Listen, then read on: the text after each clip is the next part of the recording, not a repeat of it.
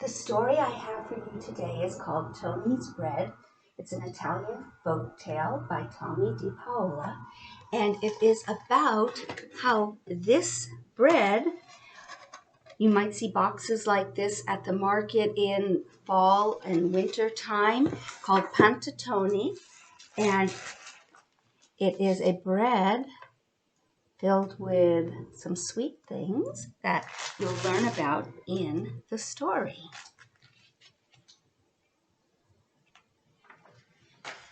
Once, a long time ago, in a small village near Milano, there lived a baker named Antonio, but everyone called him Tony. Tony made bread in his bakery. It was good and simple, and the villagers loved it. But Tony had a dream that one day he would have a bakery of his own in Milano and become the most famous baker in all of Italy. He lived with his only daughter, Serafina,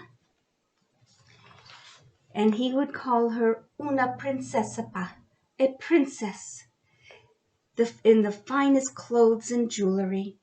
And there were these women who would talk about her, and they said, "Oh, Tony thinks no man is worthy of his darling daughter."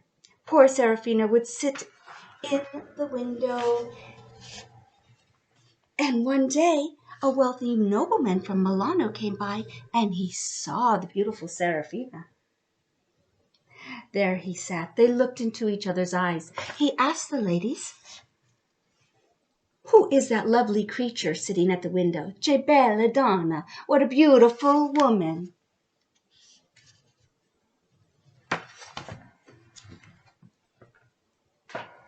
"Is she spoken for? Is she married?" "Oh, signore, no, she is not." "Well, we'll have to see about that." The young nobleman and the three sisters sat and talked and talked. "Grazie, aunties, thank you," said Angelo. "I think we have a plan." The next day a letter arrived at the bakery for Tony. "Dear Signora Baker, I am Angelo, the nobleman from Milano. I was passing through your village and was lucky enough to taste your fine bread. Would you be so kind as to meet me in front of the church after Mass on Sunday so we may talk? Signed, Angelo di Milano." Then he wrote, "Dear bella Serafina, I saw you at your window and I love you. Here is a ring to keep as a symbol of my adoration. It will not be long before we are husband and wife."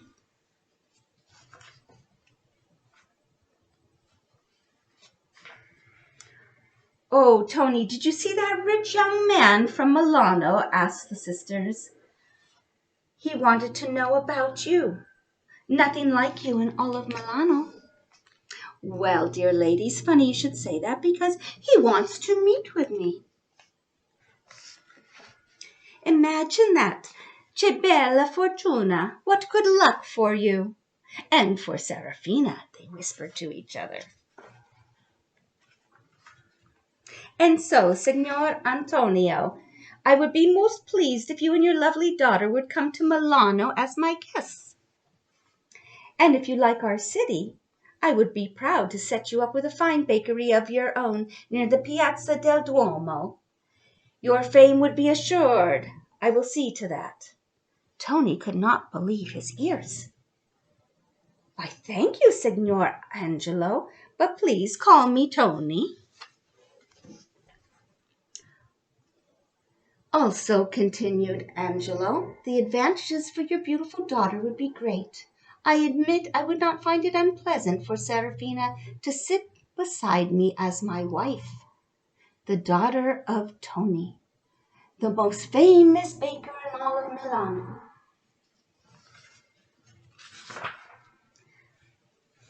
That did it. Tony agreed, and off he and Serafina went. Together they walked down the small streets.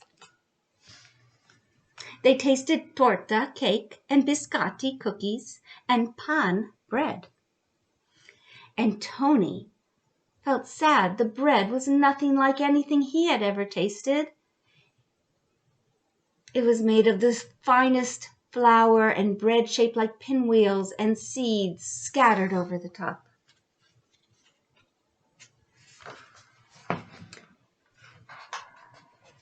If only I could make bread that tasted as good and sweet as candied fruit and raisins. Here's another idea. Milk, eggs, honey, Tomie said, thinking out loud. Candied fruit, Serafina said. Raisins, Angelo chimed in. That's it, all three shouted. I shall make the richest, lightest, and most wonderful bread anyone has ever tasted, out of the finest flour and the biggest eggs and the creamiest milk and the sweetest candy and the plumpest raisins, Tomie shouted. Oh, Papa, Serafina cried, kissing her father. Angelo called, we need to buy the ingredients.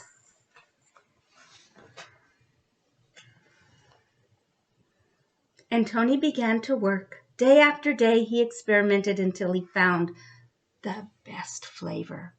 See, originally he thought he couldn't compete with all those other bakers. Now he's ready. He set out to make the dough in large bowls, and as he slept, the dough began to rise, and the next morning he filled every pan in his shop. One piece of dough was left, so he threw it into a flower pot and baked it.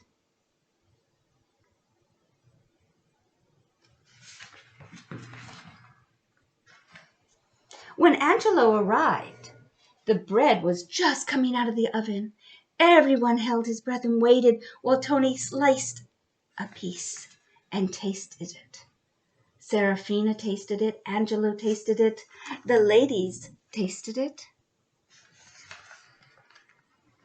That's it, they shouted. I'll take all these loaves to Milano to see what my friends say. Angelo set off, and just a few days later, a letter and a large cart filled with all the ingredients arrived. Dear Tomie, here are more supplies. Make as much bread as you can and send it to me.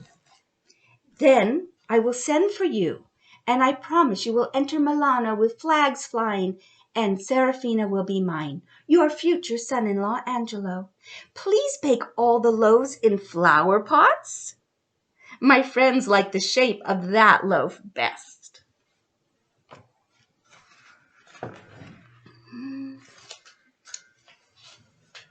Angelo sent for Tomie and Serafina.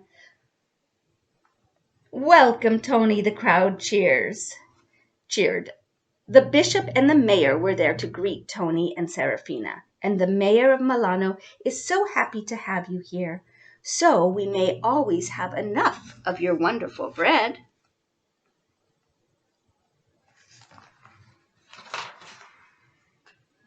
The next day when the bakery door was opened, all of Milano was there, except for Serafina and Angelo. They were being married quietly. They could hear the crowds cheering and calling, Panettone, Tony's bread. And to this day, panettone is one of Milano's most eaten and enjoyed breads. So keep your eyes open and open your mouth to taste this delicious bread with candied fruit and plump, delicious raisins.